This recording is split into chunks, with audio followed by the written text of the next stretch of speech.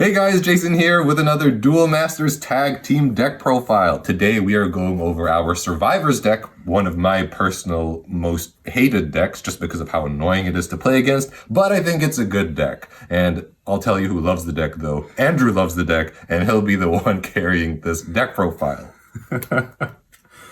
Okay, so we'll start off with our Survivor lineup. So we've got 4 copies of Blazosaur and 3 copies of Smashhorn. So these are your common survivors that you see in most survivor decks. You'll find out a bit later why we include these lower mana copies of these cards. Now onto the main survivor engine. So that's comprised of 4 copies of Factory Shell Q and also 4 copies of Graveworm Q. Now the basis of how you play survivors is you try to get to 6 mana as soon as possible, and also there's a few neat tricks that you can do on the way. And once you play Factory, what you want to do is you want to search for this guy Graveworm. And the reason why we do that is because in case your opponent gets rid of Factory, you'll have an easy way to get him back. And if your opponent doesn't, you can play Graveworm on the next turn and then also get a free copy of Blazosaur. You know, there's a lot of freebies that you can get with this deck. Blazosaur, I like to think of as kind of like once you have 2 mana, you can easily get a Blazosaur and play him out, and then Blazosaur searches another survivor. Now, the win condition of the deck is the 2 copies of Qtronic. Qtronic, if you read it, it's a crew breaker, so it breaks 1 additional shield for every survivor that you have on the board. So as you can tell, this deck, you don't really break shields until Qtronic, when you break all of that once.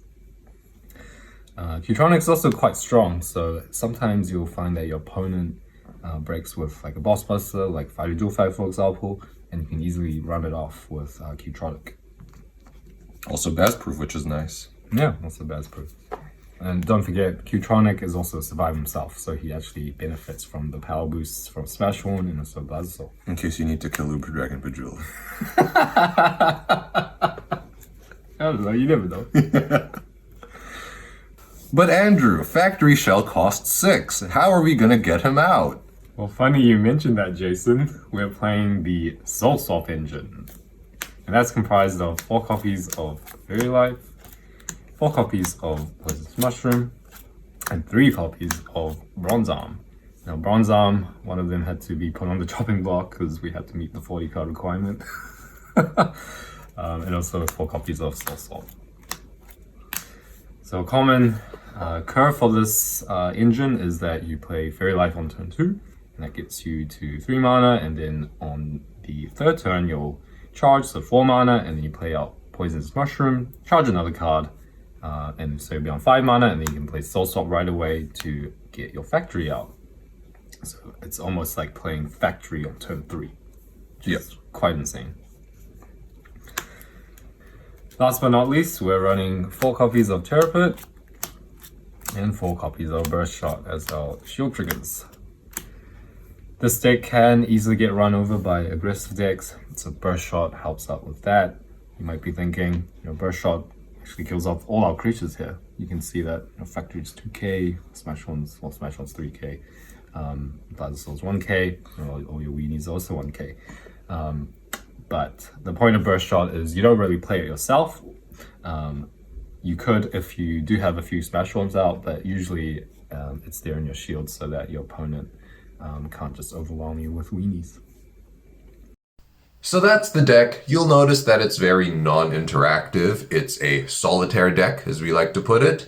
You know, in the past, we built Survivors with Disruption, but this time around, we preferred to lean into the gimmick more by trying to turbo out Factory Shell instead. We just rampart in the early turns, trying to get Factory out as soon as we can, and once he does hit the field, the deck just goes off. Typically, you use Factory to search himself or another Graveworm, and as long as you have access to one of those effects, you can always build your board because they can recycle each other, and of course in the case of Factory, grab more survivors out of the deck. I also want to highlight how hard the engine is to stop, because once you pull off the first factory effect, your opponent basically has a 1-turn window to rip what you grabbed out of your hand. Then the opponent has to rely on you whiffing a survivor next draw, and then has to find a way to deal with factory the next turn. For areas where the deck might struggle, whiffing factory or Graveworm, obviously. In the case of Graveworm, we only have 8 darkness sources, so there have been times we've missed a hard summon, but we try to alleviate this with the heavy ramp and soul swap. A well-timed Miraculous Snare can also throw a wrench in the deck's plans, since the deck has no way to grab cards out of shields, but none of our decks are running this at the moment. The big one is decks that can play around Q-Tronic.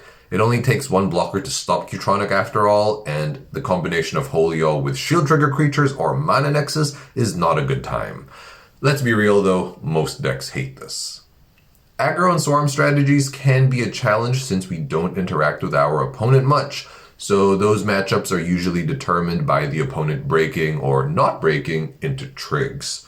Though to be honest, our low-cost survivors can grow to be quite strong, so there are situations where they can actually police the field and it works out.